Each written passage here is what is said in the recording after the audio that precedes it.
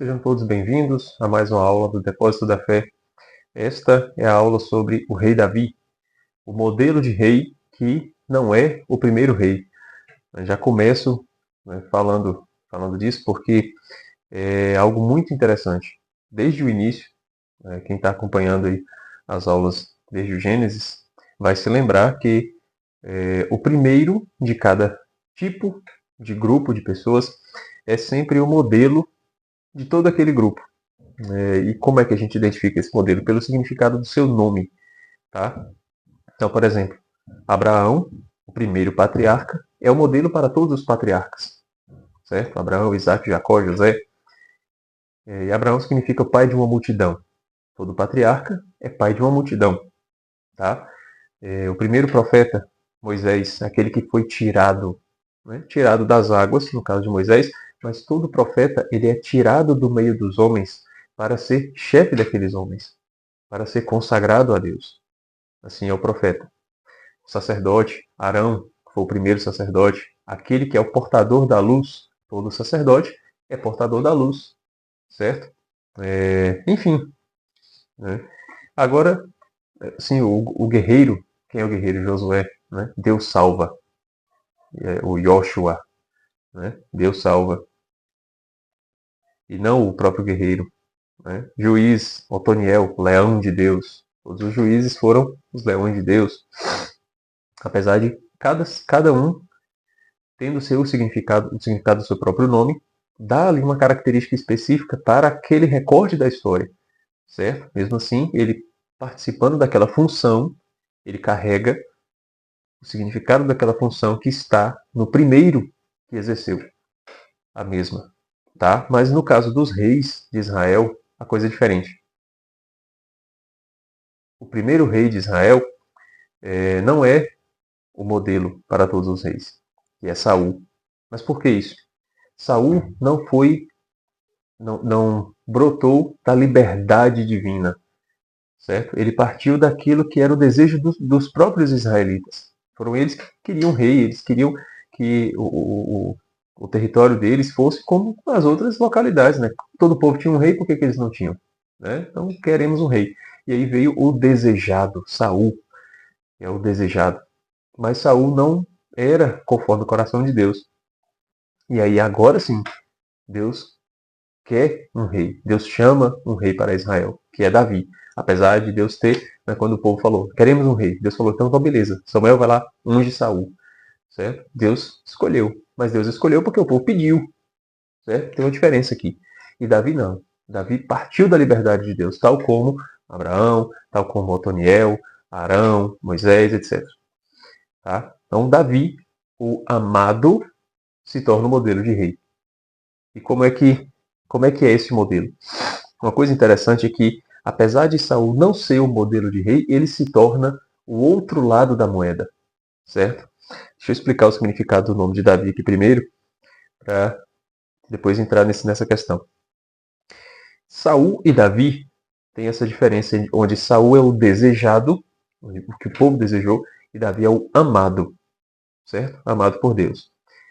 Mas as letras em hebraico, elas também carregam um significado individual em cada uma delas, certo? E a palavra Davi, ela tem 3 letras em hebraico, que são o Daled, o Vav e Dalet. David, certo? Dalet, Vav, Dalet. Cada uma dessas letras, elas carregam um significado e um número, certo? O número do nome de Davi dá 14, que já é interessante. Né? 14, o número de Davi é 14. Quando a gente vai para a genealogia de Jesus no Evangelho de Mateus, o evangelista ele coloca 14 gerações de Adão até não sei quem, 14 gerações de Davi até o exílio da Babilônia, e do exílio da Babilônia até José, 14 gerações, né? Mais ou menos assim. Por que essa insistência no 14? Para enfatizar a presença de Davi ali na genealogia de Cristo, como Cristo não só descendente de Davi, mas ao mesmo tempo um sucessor de Davi, sucessor no trono, certo? E aí o evangelista Lucas confirma isso. Quando o anjo aparece para Maria, ele diz: o seu filho sentará no trono de seu pai Davi. Reinará para sempre na casa de Jacó e o seu reino não terá fim. Jesus é uma espécie de sucessor de Davi. Tá? Então, beleza. Qual é o significado das letras? O Dalet significa submissão. O Vav, união. E o outro Dalet, submissão novamente. É uma submissão dupla. Certo? Ele é submisso duas vezes. Essa submissão está unida. Existe uma união e uma submissão na pessoa de Davi. E se a gente olha para a história dele, que está aqui nesses capítulos selecionados para a aula de hoje, fica muito evidente. Tanto que eu nem quis colocar os capítulos seguintes, mas se vocês quiserem aprofundar, podem continuar a leitura de 2 Samuel, certo? Se vocês vão ver, mesmo quando Davi cai, a presença de Deus é forte na vida dele, diferente de como era com Saul, tá? Mas beleza, vamos começar o texto. Quando Deus escolhe Davi, né, Deus fala para Samuel para ir na casa do pai de Davi. Cadê o nome do pai dele, meu Deus? Eu não anotei. Jessé, né? Jessé. E aí Jessé, ele tinha 7 filhos. Mostrou Eliabe, o primogênito, mostrou os outros para Samuel. E Samuel, não é nenhum desses que Deus quer. Não tá faltando nenhum filho, não. Aí ele, tem o mais novo, que está cuidando das ovelhas, né? Ele é pastor. Chama ele lá. E quando chama Davi, Samuel reconhece, é esse. É esse que Deus quer. O mais novo, o mais franzino, vamos dizer assim, e que só estava ali cuidando das ovelhas. Né? Ninguém nem imaginava que seria Davi, mas Deus queria aquele. Deus quer o pequeno, Deus quer o frágil, para fazer forte. Certo? E aí Samuel, que estava com o chifre cheio de óleo, Deus mandou, né? Unge Davi, para que Davi receba o Espírito de Deus e possa governar. Claro, ele não vai sentar no trono a partir daquele momento, mas ali ele já é ungido de Deus. Já é o rei, certo? Só falta assumir o seu trono. E por que o óleo? Por que o chifre? O óleo é o símbolo da unção, certo? É a presença da graça, que vem da oliveira, certo? A presença do Espírito Santo. O óleo é quente, certo? É quente e úmido, tá? Ele é quente, então ele expande, certo? Envolve. É aquela coisa que cresce e protege. A unção, a graça é isso, certo? Ela cresce, protege e nos faz crescer, tá? E por que o chifre? Porque estava dentro de um chifre. Né? Beleza, era um instrumento na época que era usado para guardar o óleo. Né? Não tem um porquê místico, oculto, mas tem o simbólico, certo? Porque o chifre é símbolo de autoridade. Os animais que têm chifres, quanto maior o chifre, mais autoridade ele tem naquele bando, certo? Então, o chifre é símbolo de autoridade. Até os chapéus dos sacerdotes antigos, né, eram com formato de chifres, assim. E a mitra dos bispos hoje continua, só que inverteu, né? Virou assim, porque né, no mundo de hoje, onde qualquer coisinha é motivo para falar mal da igreja, pegaria mal, né? O bispo usar um chapéu com chifres, assim, né? Nossa cultura já não aceita muito bem essa figura, tá? Mas continua tendo. A mitra, ela tem duas pontas, né? A gente vê assim de frente, mas se você observar bem, são 2 chifres, tá? Que apontam para o alto. É o símbolo de autoridade. E aí essa autoridade que é conferida do alto, é o chifre que se derrama sobre Davi, para que a autoridade de Deus desça sobre ele. Então a autoridade de Davi agora é de Deus. E aí ele, como pastor, se torna rei. Já é o modelo dos reis. O rei é o quê? É um pastor. Antes de ser rei, ele é pastor. Pastor de ovelhas. Aquele que cuida de um rebanho. Cuida do rebanho. Pastor, ele realmente cuida com sua própria vida. Pastor passa noites em claro cuidando das ovelhas. Certo? Protege ovelhas dos lobos. Tem um bastão para poder espantar os lobos. Para poder conduzir as ovelhas também para que elas não se percam no caminho. Esse é o modelo de rei. Esse é o modelo de rei. E aí continua a história. Né? Já aparece um filisteu de 3 metros de altura, Golias. É o gigante. Com 3 metros de altura. Aqui fala a altura dele em côvados. né? Eu não vou. Enfim, né? São 3 metros de altura que ele tinha. Tinha realmente 3 metros? Era exato essa medida? Ou ele era tão grande e forte que o povo hebreu, que era pequenininho, né, se assustou e falou: não, ele tem tantos côvados de altura? Né? Foi algo hiperbólico ali?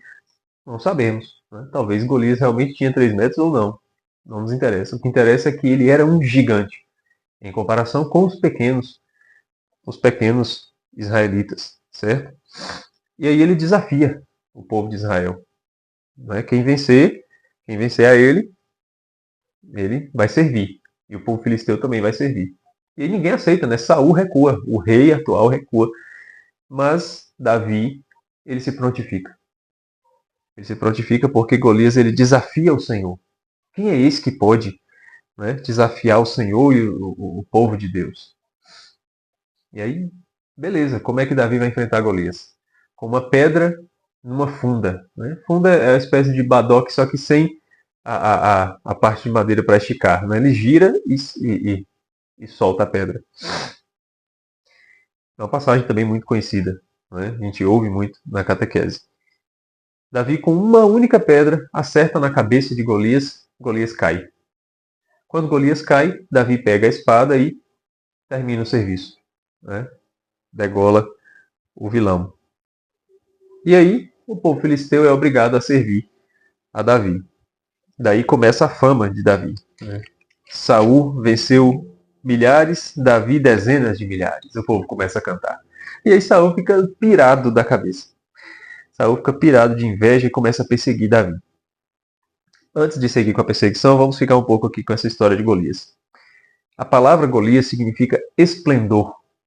E as letras do nome de Golias, elas simbolizam, primeiro, é o camelo, é o Lamed, é o Gimel, o Lamed, que é a ânsia de crescimento, é o Yud, que é a consciência do infinito, e esqueci qual é o nome dessa letra aqui. Anotei a letra e não anotei o nome. Enfim, significa onipresença. Tudo coisa grande. Né? O camelo é um animal que sobrevive muito tempo sem água no deserto, porque ele ingere muita água e fica no deserto por muito tempo sem água. Depois a ânsia de crescimento, a consciência do infinito, a onipresença e a junção das letras formam a palavra que significa esplendor.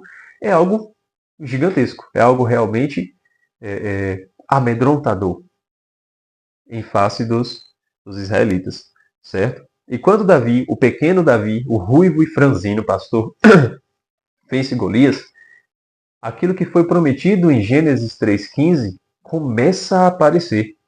A descendência da mulher que esmaga a cabeça da serpente. Que foi prometido lá em Gênesis 3,15.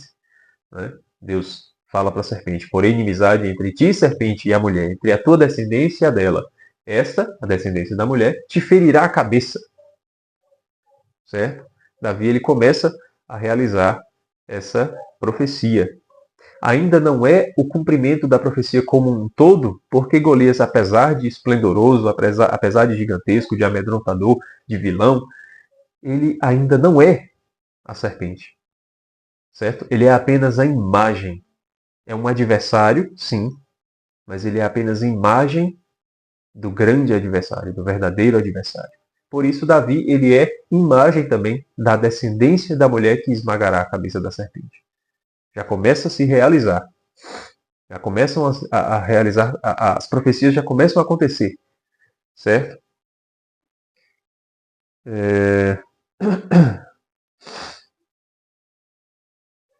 Certo. Então Saul começa a perseguir Davi e quer matar Davi por conta dessa picuinha. Né? Ele não conseguiu vencer Golias e o pessoal começou a aclamar Davi.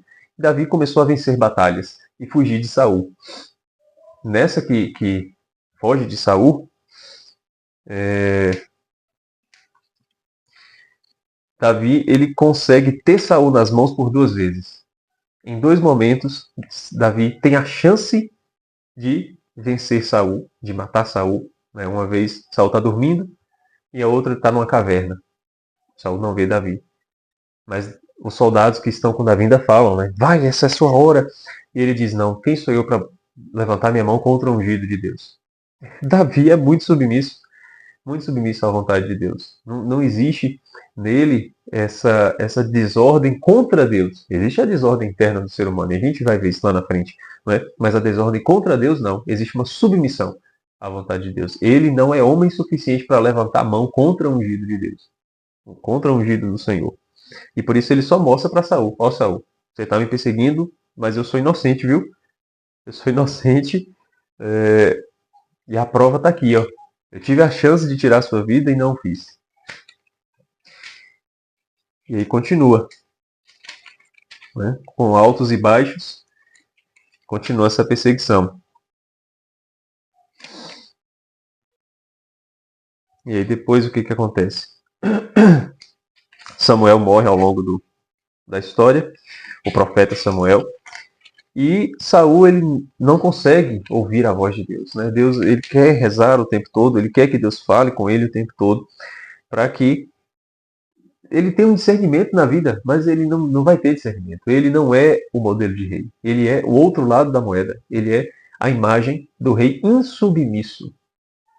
Saul é a imagem do mau rei, certo? Enquanto Davi é o bom rei, é o rei verdadeiro, o rei para o povo de Deus. Né? Saul não é. E esses dois lados, né, do que fala com Deus e do que não consegue falar com Deus, do que é submisso e do que é insubmisso, do que é bom e do que não é bom, mostra que existe uma dualidade nos reis de Israel. Já mostra que, né, haverá uma divisão. Haverá uma divisão. Cidade de Deus e cidade dos homens continuam presentes, certo? E não só isso, mas não existe um ser humano na face da terra que seja bom como um todo, que seja perfeito, que seja pleno. Existe ainda essa desordem até no rei que foi escolhido por Deus, nos reis que foram escolhidos. O que é imagem, modelo de rei é o segundo, porque o primeiro mostra o lado mau, o lado ruim. Se o rei não for submisso, é isso que vai acontecer. Certo? E aí, Saul, ele, na ânsia de conseguir falar com Deus, e Deus não fala com ele vai consultar uma necromante. Eu só vou citar isso aqui porque é uma passagem que deixa a gente, né, com a pulga atrás da orelha, mas espera aí, que negócio é esse? Se a gente sabe que não pode, se a gente sabe que é errado e tal. O que aconteceu de fato? O texto deixa claro que Saul ele consultou de fato uma necromante. Necromante é a pessoa que faz rituais com os mortos, certo? Que invoca os mortos. E ele consegue falar com Samuel. Isso é interessante, né? Quando a feiticeira, a necromante, faz o seu ritual, ela de fato evoca Samuel e Samuel fala com Saul. Aí você vai dizer assim: não era Samuel. Era Samuel, sim. Era Samuel. Porque o texto está dizendo que era Samuel. O texto não deixa em dúvida, né? Ah, talvez não era Samuel, foi outra força oculta, não sei o quê. Não. Foi Samuel que apareceu e Samuel ainda fala: por que você me perturba? Né? Eu que estou no Sheol, estou em paz. Aí ele quer ouvir de Saul, ou Saul quer ouvir de Samuel, né? Um discernimento, um sinal. E Saul fala para ele: ó, Saul, você pode tirar o seu cavalo da chuva, né? Porque o ungido do Senhor é Davi, tá? Enfim. Mas o que aconteceu? Esse ritual funcionou? Funcionou. Deu certo? Deu certo. É lícito? Não é lícito. É errado. Isso quer dizer que as ciências ocultas, elas existem, certo? Existem ciências ocultas, existem rituais que nós desconhecemos. Isso não significa que tudo isso é mentira, tá? Tá. Muita coisa que é feita é mentira mesmo, tá? Tem cara de mentira, a gente percebe, né, o charlatanismo. Mas por outro lado, tem coisas que existem que nós não temos conhecimento e que não nos é lícito procurar, consultar, praticar, nada dessas coisas, certo? Não é por ser falso, não é por ser charlatanismo, é porque não é lícito mesmo, independente, funcionando ou não, certo? Como é que nós devemos ouvir a voz de Deus? Como Davi, sendo submisso, certo? Sendo submisso, Deus fala conosco, não com a voz que nós ouvimos com os ouvidos, mas através dos sinais, através da nossa circunstância, certo? Através do nosso cotidiano. Deus fala conosco.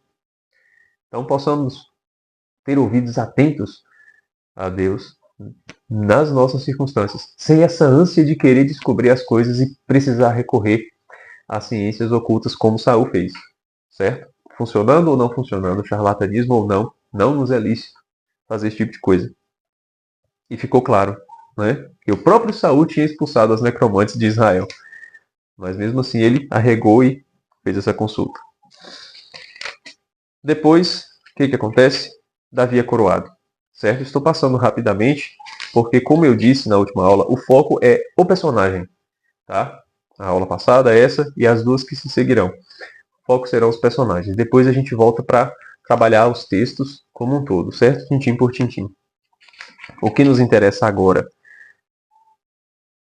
Numa guerra, depois desse momento, Saul morre, né, nas mãos dos inimigos, e Davi ele vai assumir o trono.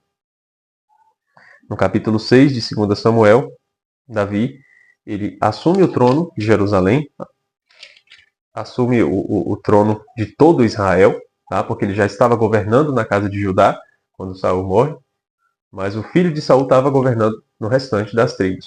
E aí acontece lá que ele também sai do trono, não me recordo agora se ele morreu também, mas Davi ele assume o governo de todo o povo de Deus, de todo Israel.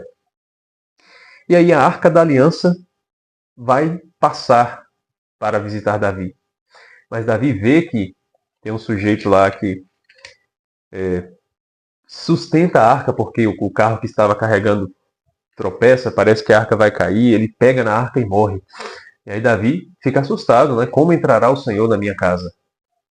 E aí o pessoal entende, né? Tudo bem, se não quer não, então manda a arca para a casa de Obed-Edom. A arca vai para a casa de Obed-Edom, fica 3 meses lá e abençoa sua família. Quando Davi vê a casa de Obed-Edom cheia de bênçãos, ele diz, não, então traga a arca agora para minha casa, eu quero. Eu quero sim. E quando a arca vai para a casa de Davi, Davi ele dança nu diante da arca. O texto diz que ele só estava com um efode na cintura, né? Estava com uma tangazinha protegendo as partes. E aí ele dança, né? Um marmanjo com mais de 30 anos, dançando efusivamente na frente da arca. E aí, quando eu li isso daqui, eu dei tanta gargalhada, porque parece realmente que agora a gente entrou num contexto histórico. Parece que a narrativa aqui é de algo que aconteceu realmente, porque é um dilema muito humano mesmo. Micol, a primeira esposa de Davi, que era filha de Saul, ela vê de longe Davi dançando e fica com vergonha e fala, meu Deus, que pataquada. É brincadeira, né? É típico, né? Típico de um marmanjo fazer bobagem e típico de uma mulher ver e achar que realmente é uma bobagem, né? E aí quando Micol se encontra com Davi, ela diz assim, que bela figura fez hoje o rei de Israel, desnudando-se aos olhos das escravas dos seus servos, como faria um bufão qualquer. Como faria um bobo da corte. Olha só o que ela diz. Né? E aí Davi, todo submisso a Deus, ele responde, é diante do Senhor que eu danço. Bendito seja o Senhor, que me escolheu de preferência a teu pai e a toda a tua casa, para tornar-me o príncipe do seu povo Israel. Diante do Senhor eu me alegro, e eu me humilharei ainda mais, rebaixando-me a meus próprios olhos, mas da parte das escravas de que falas, ganharei estima. Então, os outros vão ver aquilo e vão ganhar, né, a estima. Davi vai ganhar a estima deles, porque está vendo que Davi está sendo, né, simples, humilde e sincero diante de Deus. Enfim, né, só uma coisa engraçada. Mas esse episódio, ele se repete no Evangelho de São Lucas. Quando Maria, grávida de Jesus, vai à casa de Isabel. Lá, Isabel diz, como posso merecer que a mãe do meu Senhor me venha visitar? Tal como Davi falou, né? Como posso receber a arca do Senhor em minha casa? Só que Maria não volta, né? Ela fica. E fica a quantidade de tempo que a arca ficou na casa de Obed-Edom. 3 meses. Nesse momento, a criança pulou de alegria no ventre de Isabel. Esse pular de alegria é semelhante a essa dança de alegria, onde Davi nu dança diante da arca. João Batista, nu, claro, dentro do ventre de sua mãe, dança diante da nova arca da aliança, que é a Virgem Maria carregando, né, as tábuas da lei, o maná, o pão vivo que desceu do céu, a vara do sacerdote Arão que floresceu, Jesus Cristo, sacerdote, profeta e rei, no seu ventre. E lá abençoa a casa de Davi, ou a casa de Isabel. Enfim, né? Um parêntese porque esses evangelhos, Mateus, Lucas, tudo que tiver de referência eu vou mencionar rapidamente, porque a gente não vai ler detalhadamente, né? Nenhum dos sinóticos. E aí segue, capítulo 7, o profeta Natan, ele faz uma profecia, ele revela uma profecia para Davi, e é uma profecia muito bonita. Eu quero encerrar a aula falando dela, tá? Lendo aqui alguns pontos. O profeta diz assim, capítulo 7, versículo 6. Eu nunca morei numa casa, desde o dia em que fiz subir os israelitas do Egito até hoje, mas fiquei andando em tenda e abrigo. Está falando assim, né? Primeiro ele fala, você construirá uma casa para mim? Deus está dizendo para Davi, né? Davi, você não vai construir uma casa para mim. Por acaso eu já morei em alguma casa? Eu fiquei andando com vocês. Quer dizer, a presença de Deus, a gente está vendo como é que Deus está agindo, a gente está vendo aqui como é que Deus está próximo dos seres humanos, certo? Mas ainda assim Deus não mora conosco. Isso é muito legal. A familiaridade que Deus tem conosco é de uma amizade, mas ainda não é de família, de morar junto, certo? É aquela familiaridade que a gente se encontra, acha legal, se diverte e depois cada um vai para o seu canto, tá? Ainda é necessário que haja uma familiaridade ainda mais estreita entre o homem e Deus. E por mais que Davi seja o eleito, seja o rei, seja conforme o coração de Deus submisso, ainda falta algo, Deus está dizendo na boca do profeta. Deus ainda não mora, ainda não foi construída uma casa para ele. Isso vai acontecer, certo? Nós vamos ver. Né? O descendente dele, descendente de Davi, que vai construir uma casa para Deus, estreitar ainda esses laços. E aí no final diz assim, nunca retirarei dele, de Davi, a minha misericórdia, como a retirei de Saul, que expulsei de tua frente. Não, antes, versículo 14. Eu serei para ele um pai, e ele será para mim um filho. Apesar disso, está começando a estreitar esses laços. Deus ainda não mora conosco, mas está começando a estreitar. Eu serei para ele um pai, e ele será para mim como um filho. Se proceder mal, eu castigarei com vara, que são os homens, e com golpes, que são filhos de Adão. Então, se Davi proceder mal, Deus vai castigar, como de fato vai acontecer, né? Com a mulher de Urias, lá na frente. A gente não leu aqui, mas vocês conhecem esse episódio, né? Que Davi arma contra Urias para poder se casar com a mulher dele, Betsabélia. E aí o profeta Natan, que está agora louvando Davi, né, enaltecendo ele com a profecia, vai censurá-lo depois. Deus vai castigar. Mas, continua o texto, nunca retirarei dele a minha misericórdia, tal como retirei de Saul, que expulsei de tua frente. Quer dizer, se ele proceder mal, eu vou castigar, mas eu nunca vou tirar dele a minha misericórdia. Nunca vou me afastar dele. Né? É como um pai. O pai que castiga, mas que nunca deixa de amar. Esse é o laço estreito de Deus com Davi. Certo? Tua casa e teu reino estarão firmes para sempre diante de ti. Teu trono será estável para sempre. O reino de Davi, quer dizer, nunca vai acabar. O reino de Davi permanecerá firme para sempre. E por que vai permanecer firme para sempre? Politicamente, geograficamente, naquele território, naquela civilização, naquela cultura? Claro que não. Quando vier o sucessor que governará para sempre, Jesus Cristo, sentado no trono de Davi, sustenta esse trono para sempre. Quer dizer que é a casa de Davi que está permanecendo? Não.